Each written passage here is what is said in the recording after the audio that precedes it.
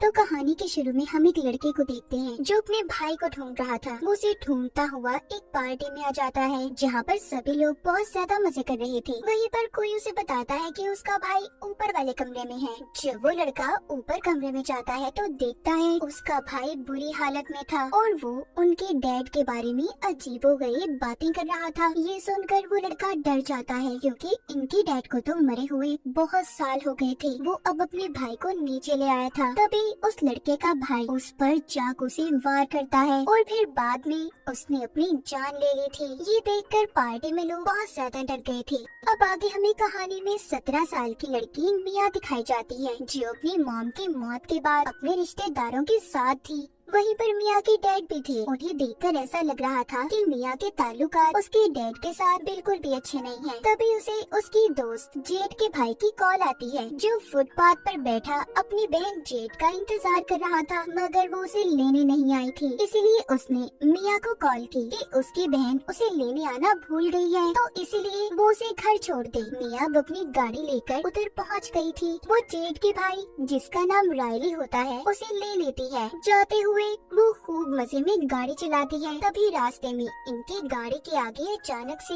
जख्मी हालत में कैंगरू आकर लेट जाता है। मिया बार बार अपनी गाड़ी उस कैंगरू के पास ले जाती है मगर अपनी गाड़ी को रोक देती है। वो उस कैंगरू की जान नहीं लेना चाहती थी, इसीलिए ये दोनों उस कैंगरू को वहीं पर छोड़कर आगे चले गए थे। वो अब रायली को उसके घर ले आती है जहाँ पर वो अपनी दोस्त जेठ से भी मिलती है। यहाँ पर दिखाया जाता है मिया की दोस्त जेठ अपने एक फ्रेंड के साथ थी जो कभी मिया का भी दोस्त हुआ करता था। लेकिन खैर मिया को अब इन चीजों से कोई फर्क नहीं पड़ता। वो इस बात को नजरअंदाज करके जेठ से बहुत प्यार करती थी। अब बातों बातों में मिया जेठ को एक वीडियो दिखाती है जिसमें एक लड़की की बड़ी बड़ी काली आंखें थी। ऐसा लग रहा था कि उस पर किसी शैतानी आत्मा का कब्जा हो। तभी वहाँ पर उनका एक दोस्त आता है। आज रात इन सब ने अपने दोस्त के यहाँ पार्टी में जाना था। ये सभी उधर पहुँच जाते हैं। मिया का दोस्त सबको बताता है कि हमें गेम खेलने वाले हैं जिसका नाम है टॉक टू मी, मुझसे बात करो। मिया इस गेम को खेलने के लिए तैयार थी। उसे एक चेयर पर बिठाकर बांध दिया जाता है। अब उसका दोस्त उसके सामने टेबल पर रखी हुई मोमबत्ती जलाता है।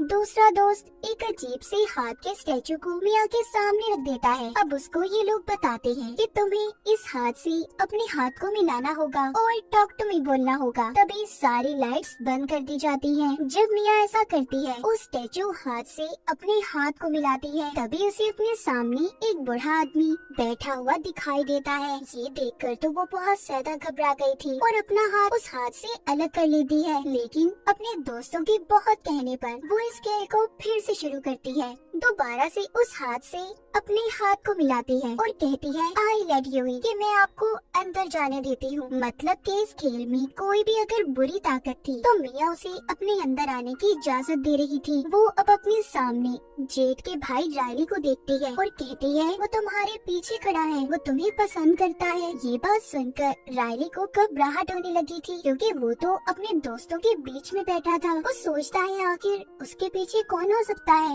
मिया की आंखें काली पड़ चुकी थी। वो रायली से कहती है कि यहाँ से भाग जाओ। तभी 90 सेकंड का वक्त पूरा हो गया था। मिया के दोस्त उसके हाथ को उस अजीब हाथ से अलग कर देते हैं। मोमबत्ती को भी बुझा दिया गया था। मिया अपनी होश में आ गई थी। मिया के साथ आखिर हुआ क्या था ये तो हमें कहानी में आगे जाकर पता चलेगा। रात को रायली मिया की बातें सोच सोच कर सो नहीं पा रहा था। उसे अकेले कमरे में बहुत ज्यादा डर लग रहा होता है, इसीलिए वो अपनी बहन जेठ के कमरे में जाता है मगर वो भी उसे अपने साथ सुलाने से मना कर देती है। तभी वो लाउंज में लीटी मिया के पास जाकर लेट जाता है जो आज रात उनके घर पर ही रुकी थी। मिया रायली को अपने सपने के बारे में बताती है जो हमेशा उसे आया करता था। वो बताती है मैं अपने सपने में देखती हूँ कि मैं एक शीशे के आगे खड़ी हूँ लेकिन मुझे उसमें अपना रिफ्लेक्शन अक्स नजर नहीं आ रहा। फिर वो दोनों गेम के बारे में बात करते हैं तो मिया बताती है कि मुझे उस वक्त ऐसा लग रहा था कि जैसे मैं हवा में तैर रही हूँ। अब यही बातें सुनते सुनते रायली सो जाता है। मिया उसके हाथ से उसका फोन लेकर साइड पर रखती है और प्यार से उसके सर पर हाथ फेरती है। जब वो ऐसा कर रही थी हम उसके हाथ को देखते हैं जो अजीब किसी शैतान काली ताकत का लग रहा था। मिया के अंदर वो शैतान अब भी था जो गेम के दौरान उसके अंदर आया था। मिया उस गेम को खेलने के बाद पोजेस्ड हो चुकी थी। रात को सभी दोस्त जेड के घर पर जमा थे। जेड की मॉम अपने बच्चों से कहती है, देखो शराब नशे जैसी चीजों से दूर रहना। इतना कहकर वो घर से चली गई थी। अब यहीं पर मिया अपने एक दोस्त से उस हाथ के बारे में पूछती है कि आखिर इसकी कहानी क्या है। वो बताता है कि मैं ज्यादा तो कुछ नहीं जानता, पर हाँ इस हाथ के बारे में कहा जाता है कि इसे एक मीडियम के जिस्म से काटा गया था। मीडियम मतलब वो जो भूत प्रेत आत्माओं से बातें कर सकते हैं। ऐसा इसलिए किया गया ताकि आत्माओं की दुनिया से इंसान जुड़े रहे। मतलब ये हाथ आत्माओं की दुनिया का रास्ता है। अब यहाँ पर सभी एक एक करके उस हाथ के साथ गेम को खेलते हैं और बारी बारी सब एक दूसरे की वीडियो भी बना रहे थे। सभी को ऐसा करने में बहुत मजा आ रहा था, मगर जेड इस गेम को एक बार भी नहीं खेलती। यहीं पर रायली भी इस गेम को खेलने का बोलता है, मगर जेड उसे मना करके बाहर चली जाती है। अब जब जेड बाहर जाती है तो मिया रायली को गेम खेलने की इजाजत दे देती है। मिया तो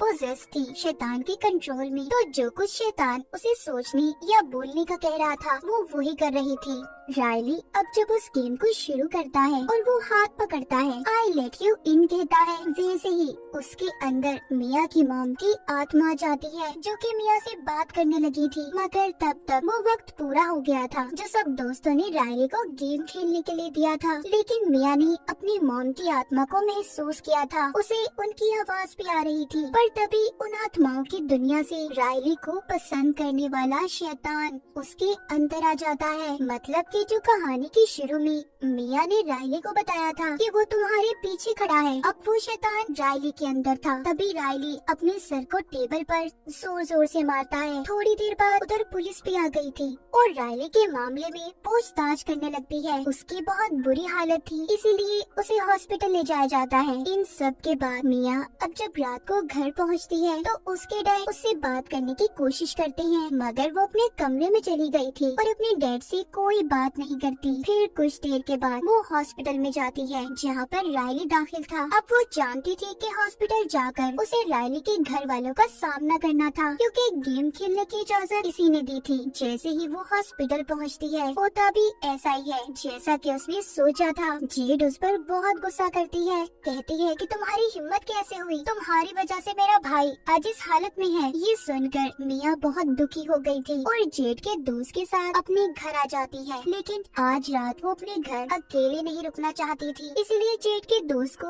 अपने घर पर रुकने का कहती है। वो इन सब चीजों से बहुत ज्यादा तंग आ चुकी थी। मिया अपने घर आकर बेड पर लेट जाती है और अपनी मॉम की वीडियो देख रही थी कि तभी उसकी आंख लग जाती है। उसे अपने सपने में अपनी मॉम नजर आती है जिस वक्त उनकी मौत हुई थी। जैसे ही उसकी आंख खुलती है वो देखती है उसके हाथ के नाखून उखड़े हुए हैं और उनमें से खून निकल रहा है। ये देखकर वो बहुत ज्यादा डर जाती है, मगर ये भी उसका सपना ही था। उसे तभी ये महसूस होता है कि उसके कमरे में जैसे ही कोई और भी है। जब वो जेड के दोस्त के पास उसे देखने चाहती है जो उसके साथ घर पर आया था, उसे एक शैतान नजर आता है जो जेड के दोस्त के पाँव को चूस रहा था। मिया ये देखकर बहुत डर गई थी। वो बार बार उसे जगाने की कोशिश करती है, कहती है उठो देखो तुम्हारे पास कौन है। लेकिन जैसे ही जेड का दोस्त नींद से जागता है, असलियत में मिया ही थी जो उसके पाँव को चूस रही थी। ये देखकर तो वो बहुत ज्यादा डर गया था और हैरान भी हो जाता है।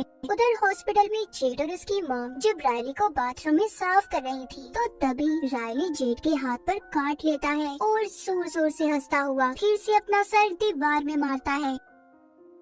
शैतान बार बार मिया को भी ये एहसास दिला रहा था कि रायली बहुत दुख में है, तो उसे तुम उसके दुख से आजाद कर दो, यानी कि मार दो। मिया इन सब के बारे में अपने सभी दोस्तों से बात करती है। फिर वो उसी लड़के के पास जाती हैं जिसको हमने कहानी के शुरू में देखा, जिसके भाई ने भी अपनी जान दे ली थी। वो लड़का उन्हें यही बताता है कि वो हाथ एक शैतानी हाथ है, आत्माओं की दुनिया का रास्ता। इससे ज्यादा मैं उसके बारे में और कुछ नहीं जानता। इसीलिए मिया के जितने भी दोस्त थे कुछ कुछ ना कर पाने की वजह से अपने अपने रास्ते चल देते हैं। अब मिया, जेड और उसका दोस्त तीनों हॉस्पिटल वापस आते हैं। वो ये सोच रहे थे कि शायद उस दिन गेम में कुछ अधूरा रह गया हो कि जब रायली वो गेम खेल रहा था तो उसने अपना सर जब टेबल पर मारा, इसी उसमें सब लग गई और उस मोमबत्ती को बुझाना भूल गए। तभी वो शैतान असल दुनिया में आ गया और अब रायली के अंदर है। वो अब उस शैतानी हाथ को रायली के हाथ में देते हैं पर कुछ भी नहीं होता। मिया ये सोचती है कि अगर रायली कुछ बोल नहीं रहा तो क्या पता वो मर गया हो, इसीलिए अब वो उस हाथ से अपना हाथ मिलाती है और कहती है, टॉक टू मी रायली, मुझे रायली से बात करनी है। तभी एक छोटी बच्ची उसके सामने आ जाती है जो उसे कह रही थी, आई लेट यू इन। तभी मिया आत्माओं शैतानों की दुनिया में चली गई थी। वो वहाँ पर रायली को देखती है जिसको शैतान ने बुरी तरह से अपने काबू में किया हुआ था। ये देखकर वो बहुत ज्यादा डर गई थी और रोते हुए वापस अपनी दुनिया में आ जाती है। अब वो अपने घर आ गई थी जहाँ पर उसके डैड उसका इंतजार कर रहे थे। वो मिया की आते ही उसे उसके मॉम का खत सुनाते हैं जिसमें लिखा था, मेरे प्यारे हस्बैंड और मिया, आज मैं बहुत खुश हूँ। आज मेरे लिए बहुत अच्छा दिन है। मैं उम्मीद करती हूँ तुम भी बहुत अच्छी होंगी। मैं अब बिल्कुल दर्द में नहीं हूँ। ये बातें सुनकर मिया अपने डैड के गले लग जाती है। तभी दूर से मिया को अपनी मॉम की आत्मा की आवाज सुनाई देती है कि तुम्हारे डैड झूठ बोल रहे हैं। मिया बार बार उसे बस यही सुनाई दे रहा था कि तुम्हारे डैड झूठ बोल रहे हैं। तभी शैतान मिया के डैड की शक्ल में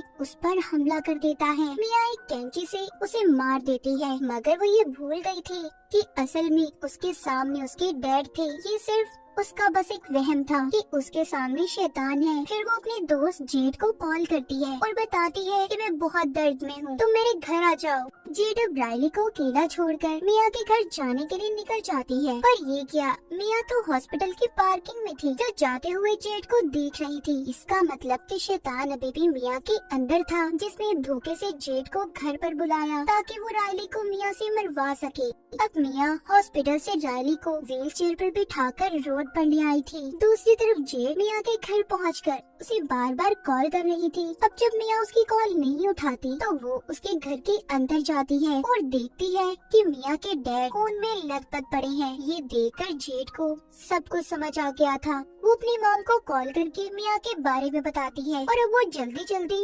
हॉस्पिटल पहुंचती है तो देखती है मिया रायली को व्हील चेयर पर रोड के दरमियान में ले जा रही थी। मिया दिल ही दिल में ये सोच रही थी कि उसे रायली को मारना चाहिए या नहीं, जैसा कि उसने कैंगरू के बारे में सोचा था जो हमने कहानी के शुरू में भी देखा। तभी यहाँ पर मिया की मॉम की शक्ल में वो शैतान आता है जो बार बार उसे रायली को मारने के लिए उकसा रहा था। तभी मिया यहाँ पर गाड़ी के सामने रायली को फेंकने की बजाय खुद कूद जाती है लेकिन जेड ने उसे बचा लिया था। अब वो जख्मी हालत में हॉस्पिटल में थी जहाँ पर वो शीशे में खुद को देखती है तो उसे अपना अक्स नजर नहीं आता और बेहोश हो जाती है। उसका बुरा सपना सच हो गया था। वो आत्माओं की दुनिया में फंस गई थी। उसे आत्माओं की अंधेरी दुनिया में मोमबत्ती की रोशनी दिखाई देती है। जब वो उसके पास जाती है तो मोमबत्ती के ऊपर एक हाथ होता है। मिया जैसे ही उस हाथ को पकड़ती है तो उसे एक लड़का दिखाई देता है जो कहता है, आई लेट यू इन। मतलब अब ये हाथ किसी और के साथ गेम खेलने वाला था। ये बात तो साफ थी कि मिया ने रायली को बचाने के पीछे अपनी जान को खतरे में डाल दिया। वो हाथ किसके पास था इस बारे में भी किसी को कुछ नहीं पता। और इसी के साथ इस फिल्म की कहानी भी यहीं पर खत्म हो जाती है।